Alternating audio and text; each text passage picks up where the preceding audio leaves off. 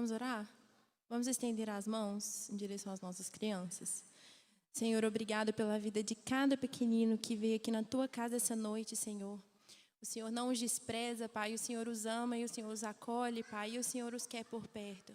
Jesus, capacita hoje cada pai, professora que vai estar naquela salinha, Pai, que essas crianças sejam ministradas e que Teu Espírito, Pai, entre e faça morada no coraçãozinho de cada uma delas, Pai.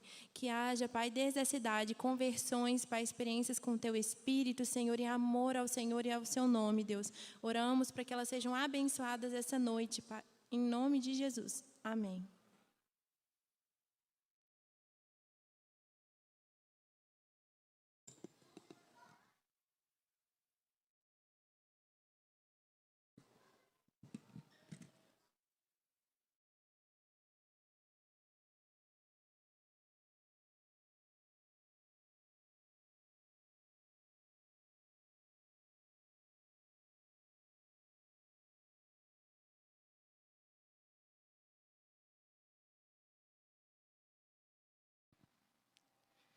Que a graça, a paz de nosso Senhor Jesus esteja nos nossos corações nessa noite. Amém? Gostaria de compartilhar com os irmãos um texto que está em Lucas, capítulo 18, verso 9.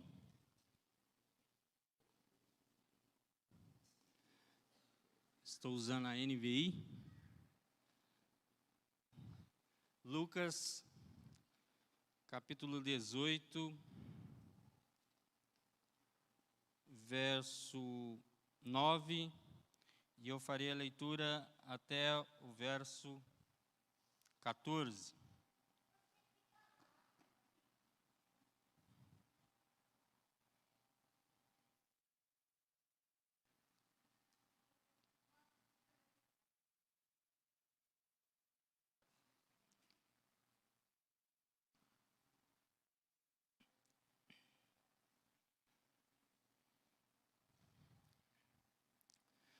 Diz assim a palavra do Senhor: há alguns que confiavam em sua própria justiça e desprezavam os outros. Jesus contou esta parábola.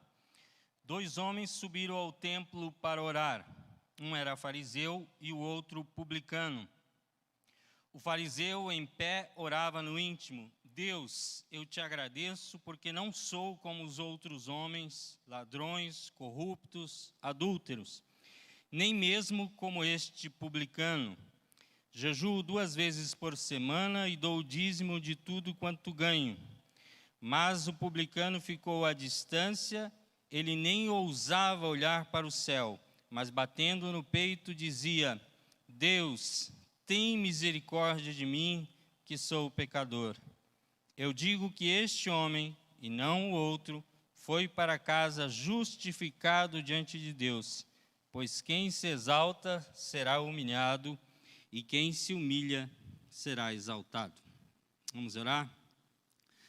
Pai, acabamos de ler a Tua palavra, Senhor, e pedimos a Tua direção de agir em nós, de operar em nós nesta noite.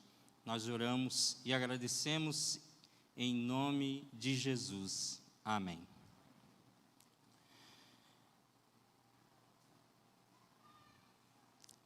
Amém? Esse é um dos textos que a gente lê e fala: isso estava na Bíblia. Que texto interessante, que texto maravilhoso, que texto profundo. Jesus nos conta uma parábola que nós chamamos de parábola do fariseu e do publicano. Quando Jesus ensinava por parábolas, o que era comum, geralmente os evangelistas explicavam a parábola no final. E Lucas faz o contrário, ele já fala, antes de começar a parábola, ele já fala: foi por esse motivo que Jesus contou essa parábola. Então ele já dá o ensinamento, já dá a lição principal. Toda parábola tem uma verdade, uma lição principal.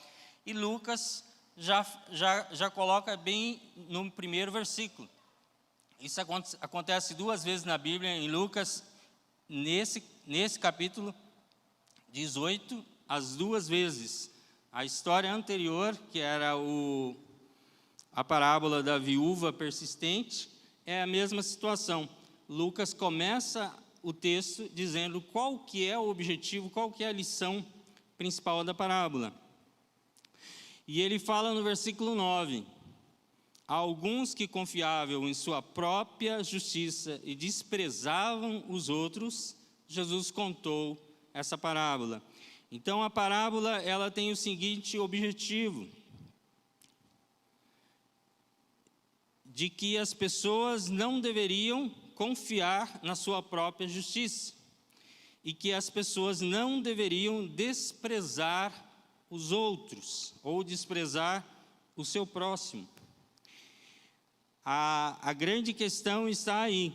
O que Jesus quer nos ensinar é que nós não devemos confiar na nossa própria justiça e não devemos tratar com desprezo aos outros. E aí ele começa a contar, dizendo que 2 homens subiram ao templo para orar. Um era fariseu e o outro era publicano. Jesus está dizendo que no templo, subiram ao templo. Esse templo é o templo de Jerusalém, que ficava na parte mais alta de Jerusalém, o Monte Moriá. O templo era construído sobre o monte, por isso eles subiram ao templo. Jesus diz que 2 pessoas foram orar, foram até o templo para fazer a sua oração. E Jesus usa 2 figuras interessantes, porque eram 2 figuras totalmente contrárias. Os fariseus e os publicanos eram pessoas que dificilmente estariam juntas em algum lugar. E aí Jesus fala que coincidiu que os 2 foram ao mesmo tempo ao templo para fazer oração. Quem era o fariseu? Os fariseus eram um segmento dentro do judaísmo que eram os mais radicais em relação ao cumprimento da lei. Então, em relação às ordenanças, em relação às leis, eles eram bem rígidos e eles se destacavam por isso. Jesus teve diversos embates com os fariseus, porque Jesus dizia para os fariseus que eles eram hipócritas, que eles demonstravam ter uma espiritualidade que eles não tinham, que eles gostavam de aparentar religiosidade, eles gostavam de aparentar virtude, eles eram pessoas que se preocupavam muito com exterioridades e não se preocupavam tanto com a interioridade. E Jesus teve diversos embates com os fariseus em relação a isso. Esse segmento era um segmento que diversas vezes chegava e cobrava para Jesus e colocava perguntas para Jesus para tentar encontrar Jesus algum erro. O publicano era uma pessoa judeu, era um judeu, um israelita, mas que trabalhava para os romanos, porque os romanos eram quem subjugavam os israelitas naquela época. Então, os romanos faziam aqueles postos de coleta e sempre contratavam alguns israelitas para serem os cobradores. Então, quem cobrava geralmente eram os próprios judeus, porque eles conheciam, falavam a língua, então eram sempre gente do próprio país que era utilizado para cobrar impostos. Então, os publicanos, eles eram considerados traidores, pela nação judaica, porque eles se vendiam para os romanos para trabalhar nessa profissão que lhes daria um ganho razoável, mas que ao mesmo tempo estava ali trabalhando para extorquir, e muitos deles eram corruptos. Muitos dos não é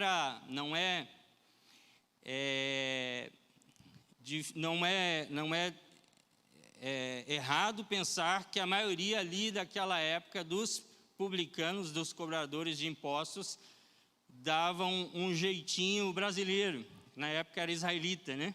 O jeitinho israelita de arrecadar sempre mais e dizer que tinha arrecadado menos. Então eram pessoas que geralmente se enriqueciam à custa do seu próprio povo. Por isso não eram benquistos. Jesus conta então que essas duas pessoas, o fariseu e o publicano, foram ao templo para orar. E aí ele nos conta que o fariseu tem uma atitude de soberba. Dos 3 motivos que eu encontrei nesse texto, pelos quais nós não deveríamos ter a nossa esperança na nossa própria justiça, mas na justiça de Deus, eu coloquei 3 motivos. E um dos motivos que nós não deveremos nunca confiar na nossa justiça, ou confiar na nossa justiça própria, é porque Deus não reside... Deus resiste ao soberbo e abençoa o humilde. E quem se baseia na justiça própria geralmente está fadado à soberba, à vanglória, ao egoísmo, ao egocentrismo. Quem se arvora da sua própria justiça geralmente tem essa atitude de soberba como o fariseu teve. O versículo 11 fala assim: o fariseu em pé orava no íntimo: Deus, eu te agradeço porque não sou como os outros homens, ladrões, corruptos, adúlteros, nem mesmo como este publicano.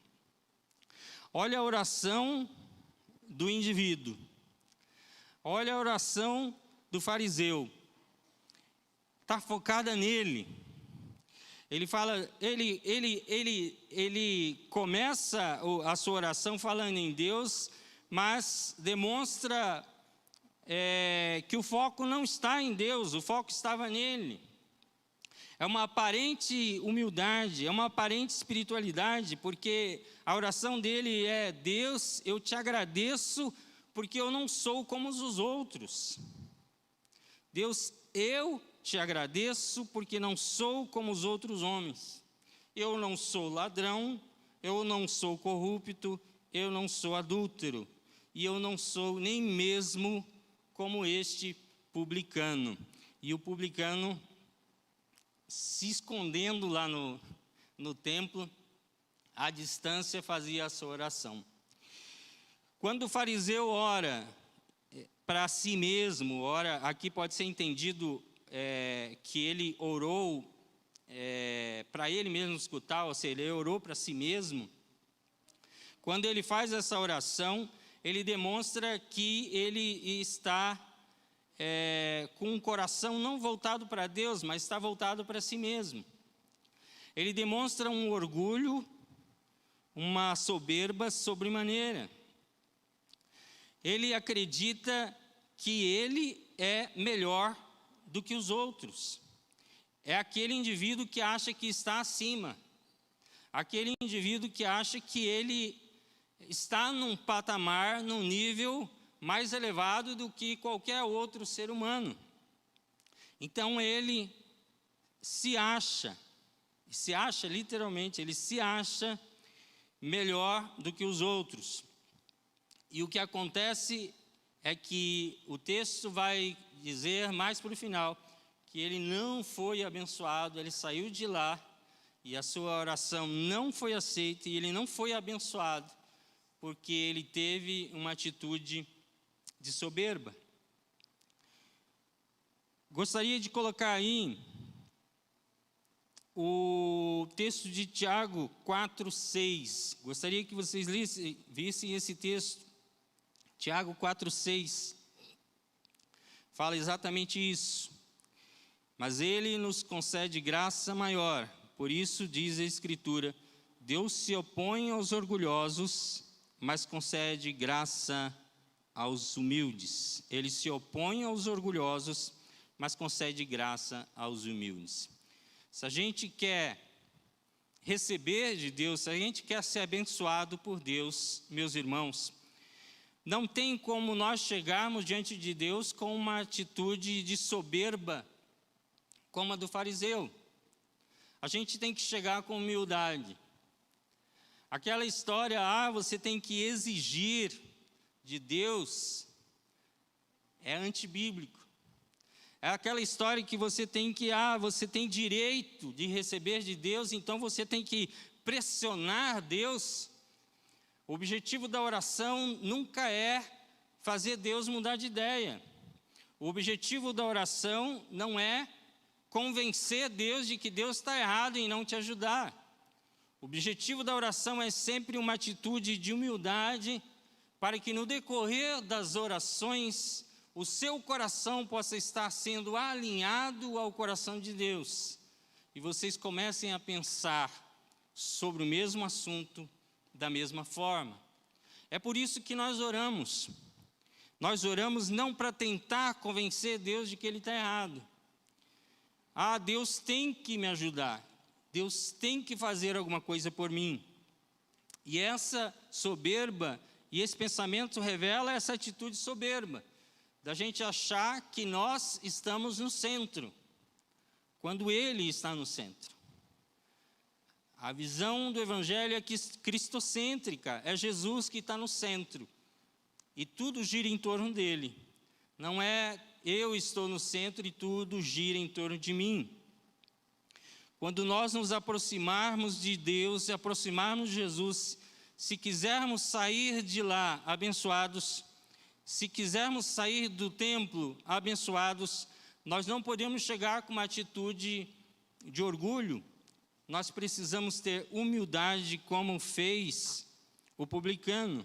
Versículo 13 fala que o publicano ficou à distância, ficou lá no fundão, e ele nem ousava olhar para o céu, mas batendo no peito dizia: Deus tem misericórdia de mim. Deus tem misericórdia de mim. Nem ousava olhar para o céu, porque ele entendia a sua condição. O segundo motivo que nós não devemos confiar na nossa própria justiça é que todos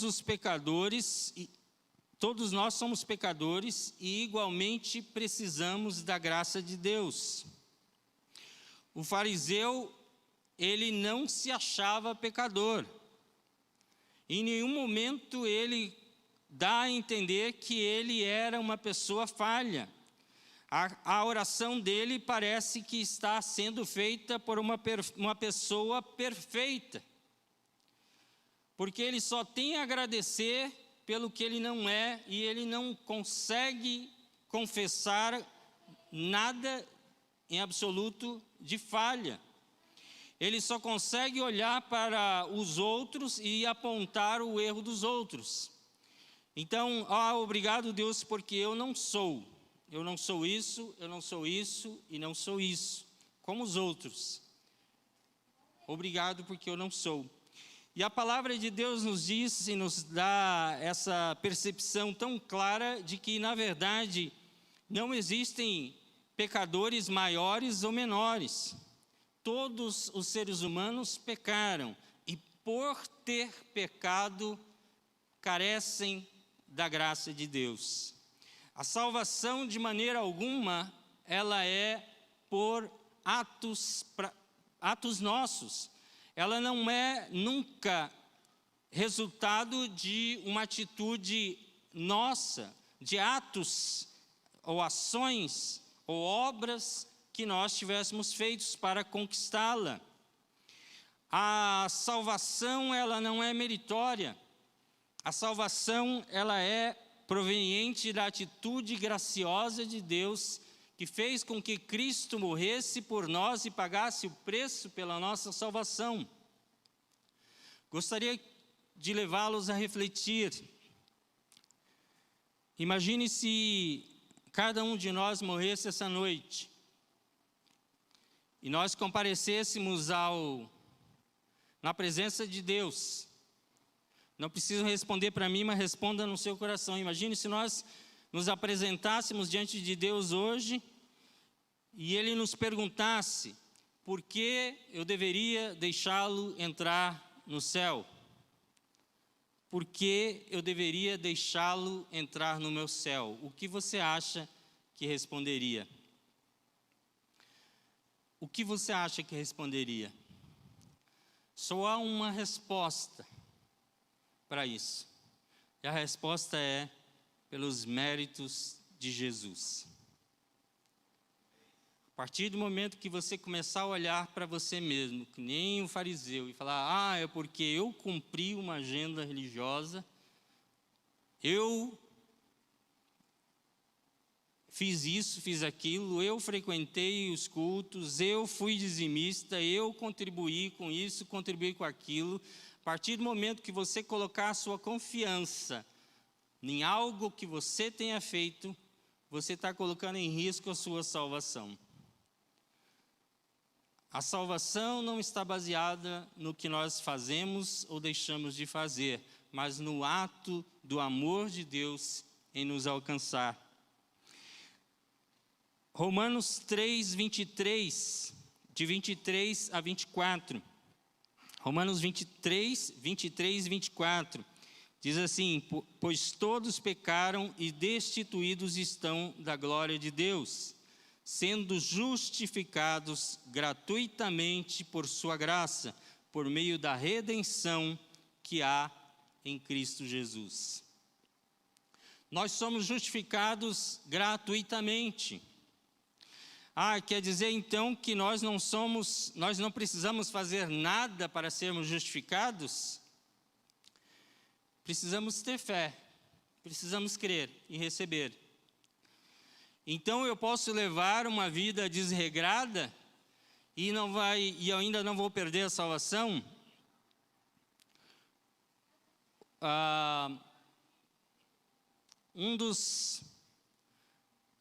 Uma das coisas que mostra que nós temos a salvação é quando nós queremos viver a vontade de Deus.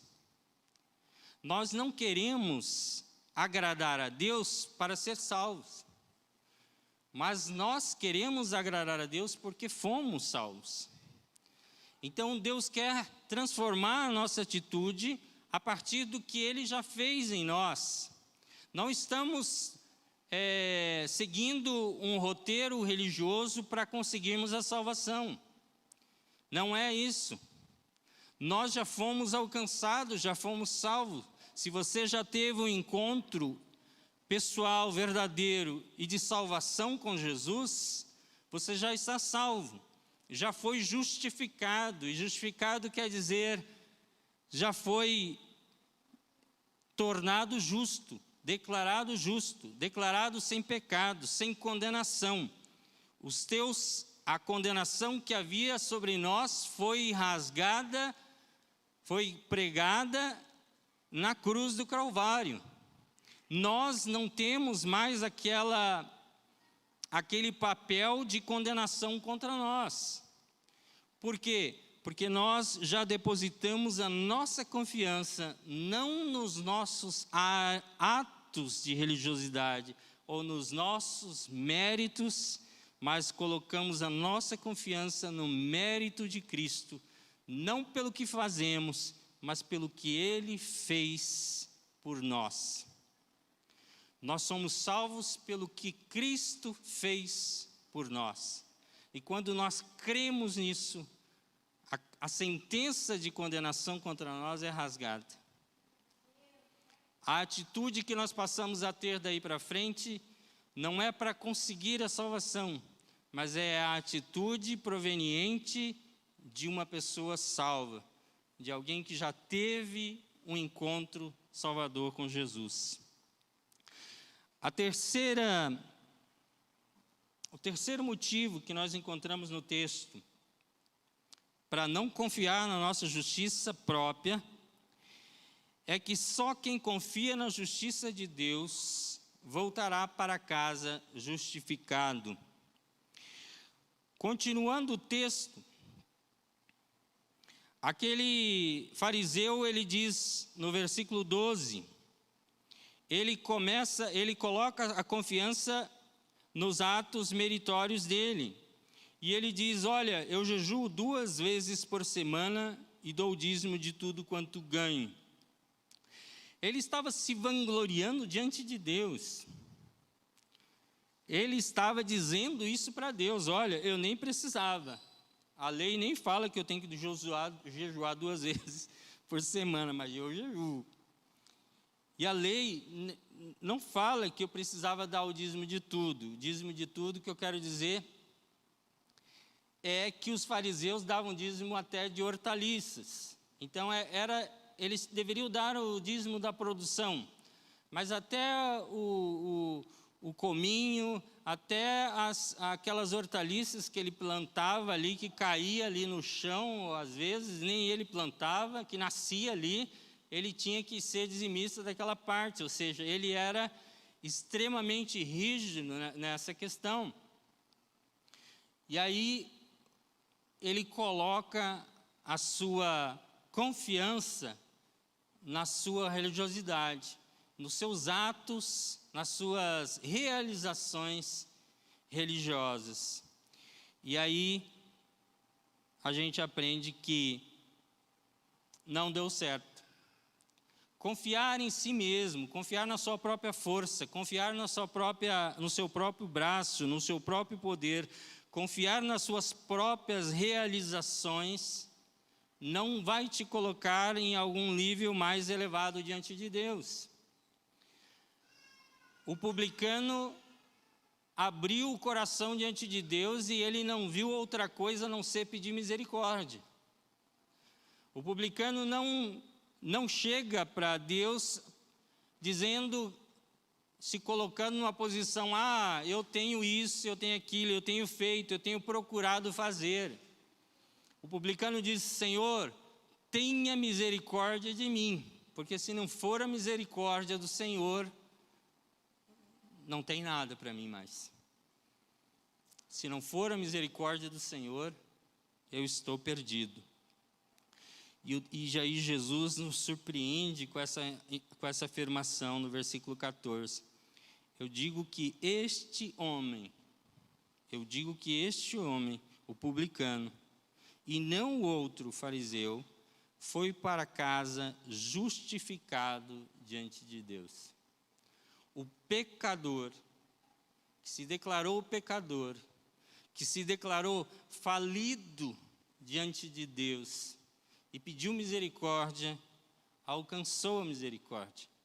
E esse voltou para casa perdoado, reconciliado, redimido por Deus, perdoado por Deus. Voltou para casa perdoado por Deus. E aquele que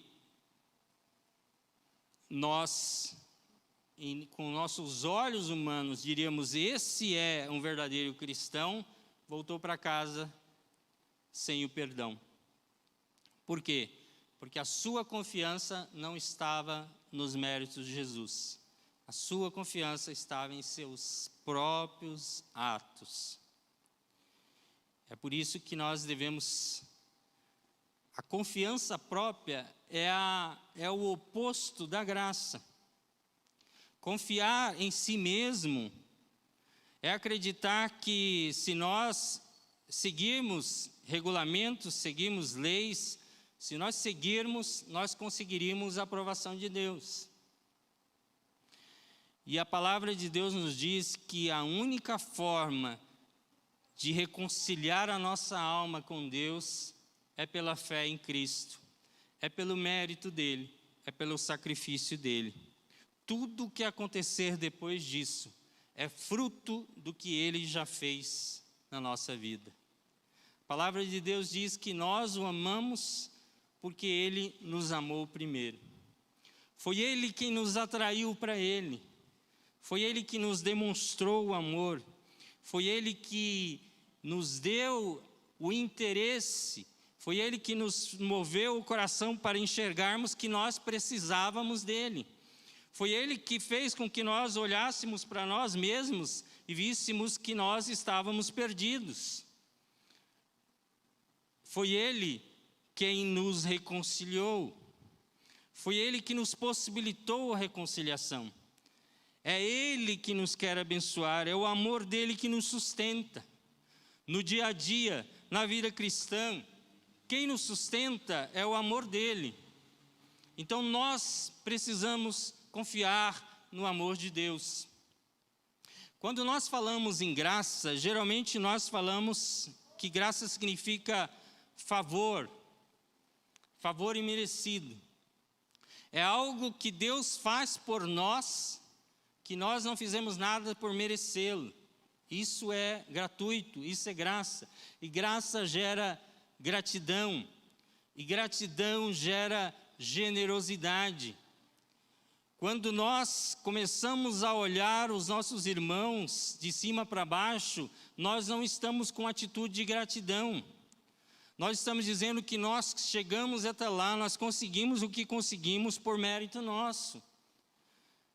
Porque quando a gente entende que a gente estava na mesma situação, todos nós estávamos no mesmo nível e que nós fomos alcançados, sendo perdidos e pecadores, condenados, nós fomos alcançados por essa maravilhosa graça, a gente olha para o outro com outros olhos.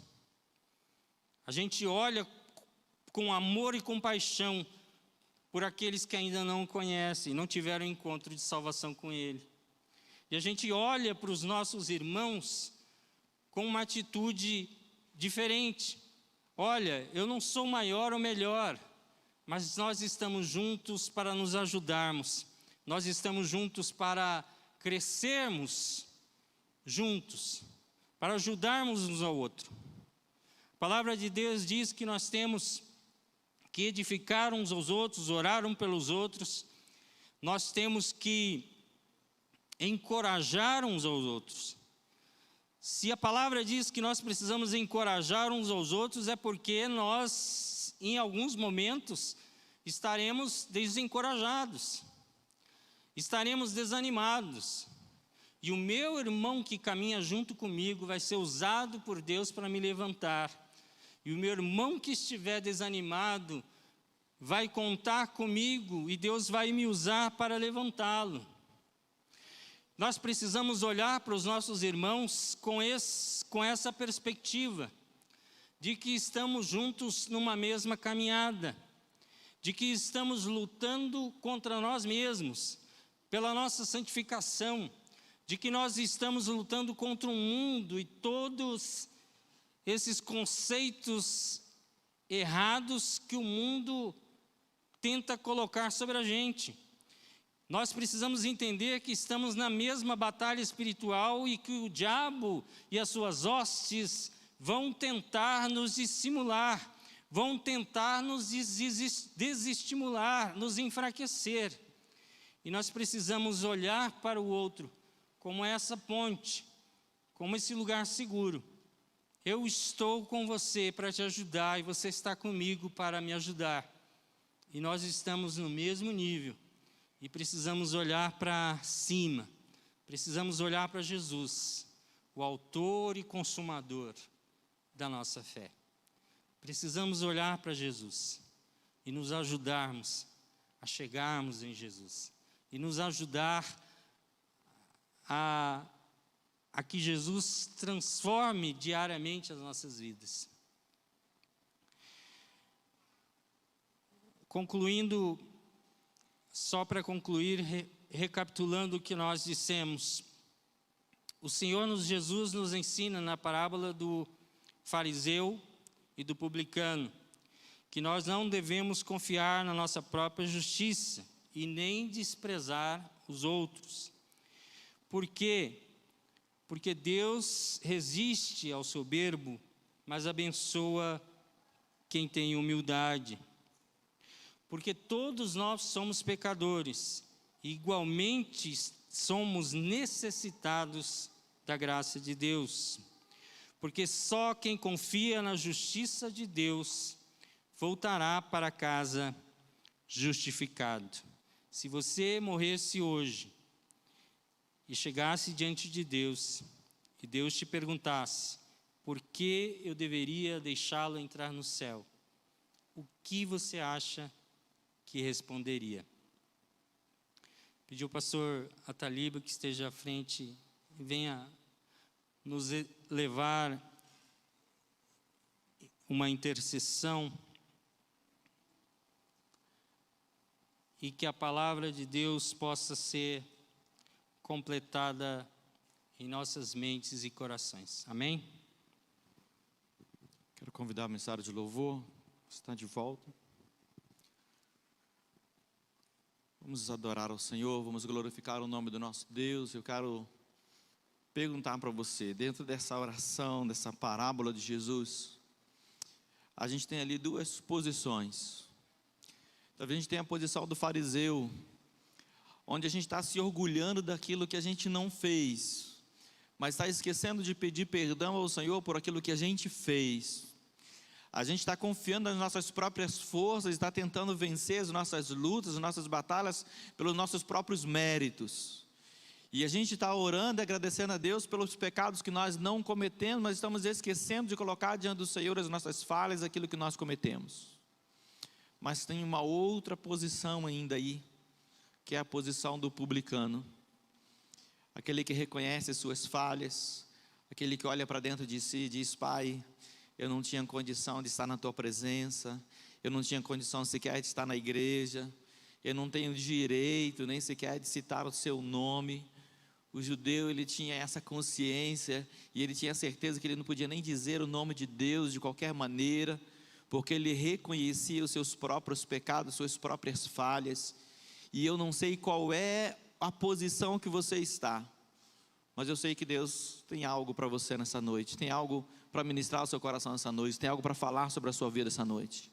Enquanto os irmãos estarão ministrando esse louvor novamente, eu quero convidar você a se colocar de pé nesse momento. Eu quero orar, daqui a pouquinho nós estaremos em oração, e nós vamos colocar nossa vida diante do altar do Senhor mais uma vez, seja qual for a sua condição, seja você o fariseu que está alegre pelo que você não cometeu, esquecendo do que você fez, você pode hoje mudar a sua posição. Ou talvez você é aquele publicano, dizendo assim, Senhor, eu tenho pecado tanto, eu tenho falhado tanto, eu tenho errado tanto, tem misericórdia de mim, Senhor. Coloque a sua oração no altar de Deus mais uma vez, em nome de Jesus.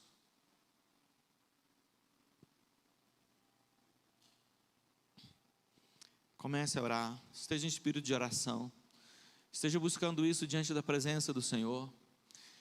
Identifique qual é a sua posição nessa palavra poderosa que o pastor Adnilson nos trouxe. Quem é você nesse momento? Talvez você seja o fariseu, ou talvez você seja o publicano. Seja quem for você, você pode mudar a sua oração e colocar o seu coração diante do trono da graça de Deus e falar, Senhor, eu preciso mais do Senhor, preciso mais da Tua presença, eu preciso de uma nova experiência, eu preciso de um renovo, Pai, eu preciso do fruir do Teu Santo Espírito. Senhor, eu preciso reconhecer as minhas falhas, eu preciso entender, Pai, esse momento que nós estamos passando. Eu não sei qual é a sua necessidade, eu não sei o que está no seu coração, mas eu sei que Deus conhece a sua necessidade. Ore, fale com Deus, entregue seu coração ao Senhor agora nesse momento, em nome de Jesus.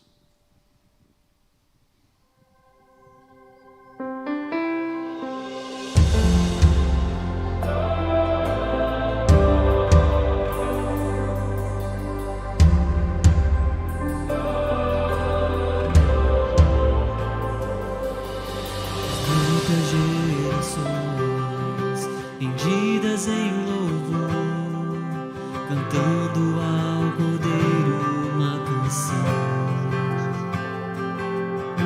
Os que em ti se foram e os que hão de crer, cantando ao Cordeiro uma canção. Teu nome é o mais alto, teu nome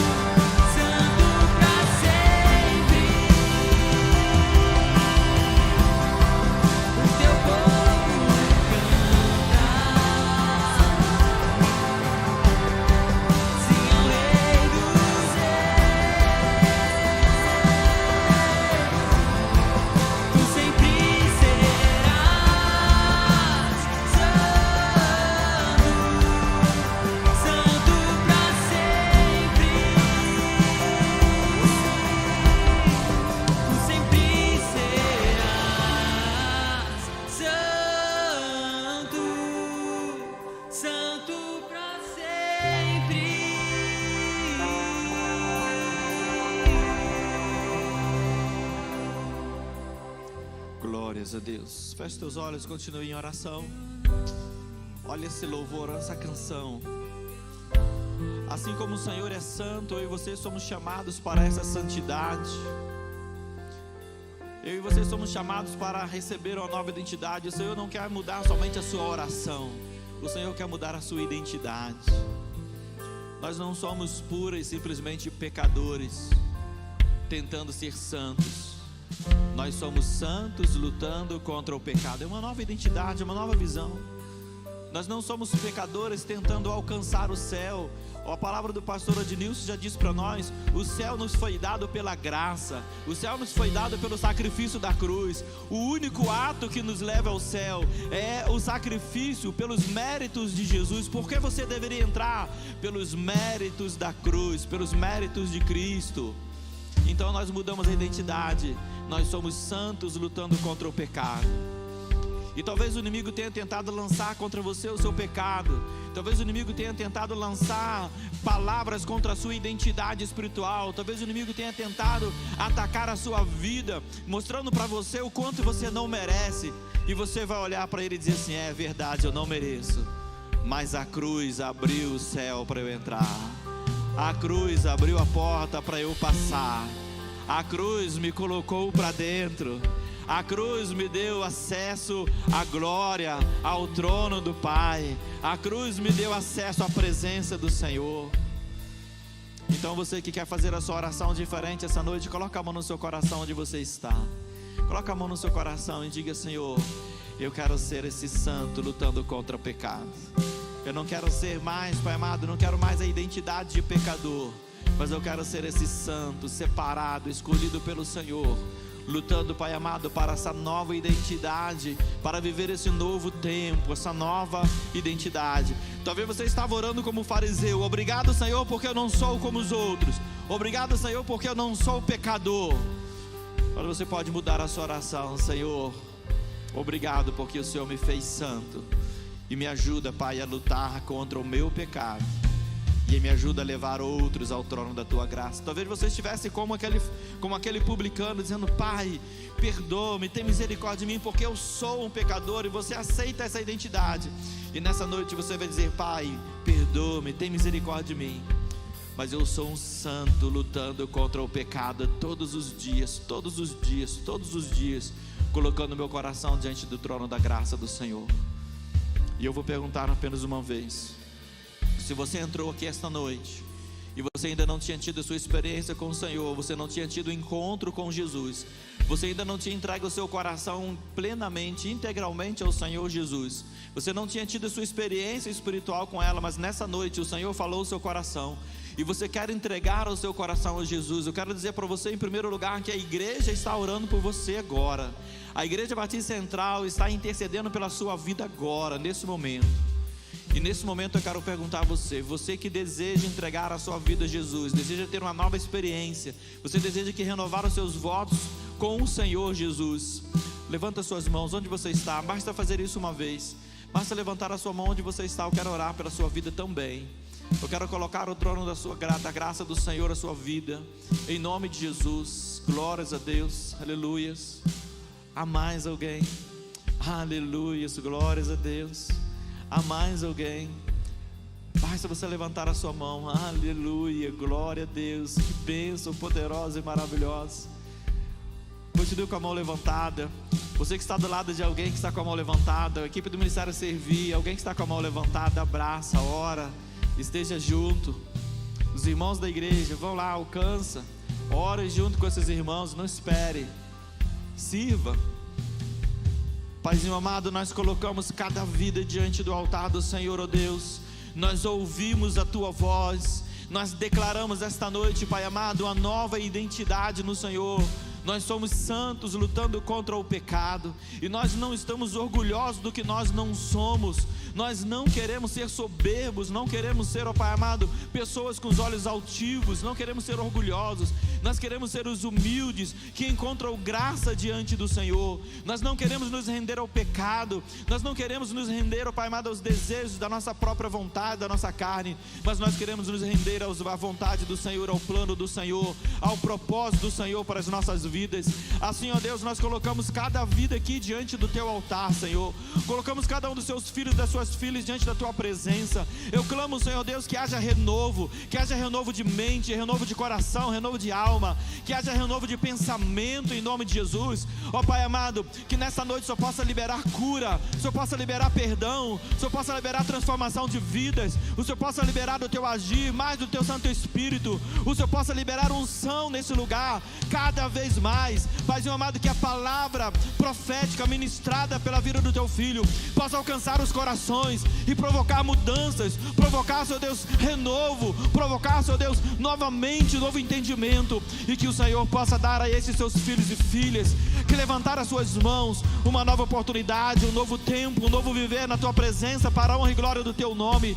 Nova identidade em Cristo Jesus, porque os céus foram abertos pelo sacrifício da cruz. O trono do Santo dos Santos foi, Pai amado, acessado pelo sacrifício da cruz. Nós não podemos fazer nada para merecer, nós continuamos sendo indignos, mas fomos justificados pela graça, fomos justificados pelo sangue do Cordeiro.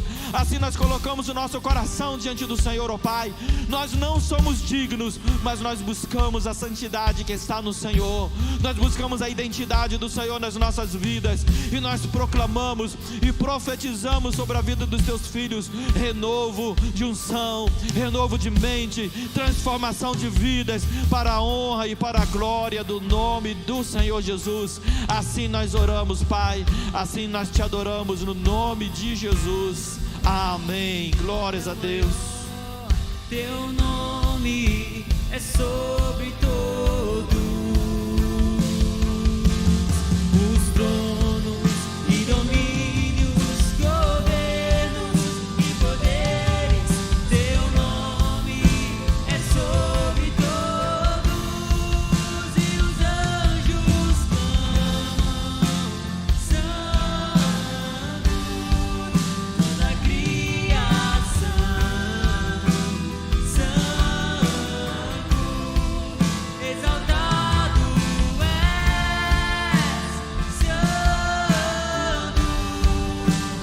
Santo pra sempre. O teu povo canta: Santo, sim ao Rei dos Reis, Santo, sempre serás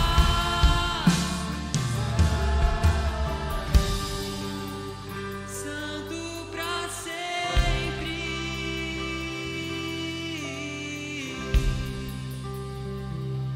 Glórias a Deus. Aplauda esse Senhor o mais forte que você puder.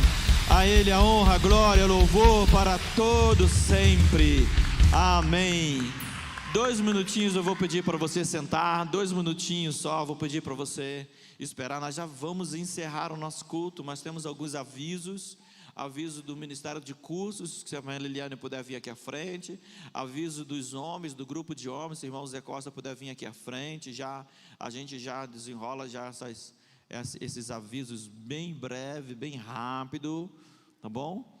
E os banners do IBC Cheia, arroz e vinagrete, farofa, cuca, mandioca e churrasco, isso tudo na Igreja Batista Central. Pode vir, irmão, eu só li o negócio, eu não vou falar não, você fala. Graça e paz, amada igreja. Nesse domingo nós teremos um almoço promovido pelo Ministério de Cursos. Deus tem colocado grandes projetos no nosso coração aqui na igreja, e por isso nós estamos fazendo essa campanha para arrecadar fundos, para colocar a mão na massa mais ainda, né? E aí domingo agora nós teremos o almoço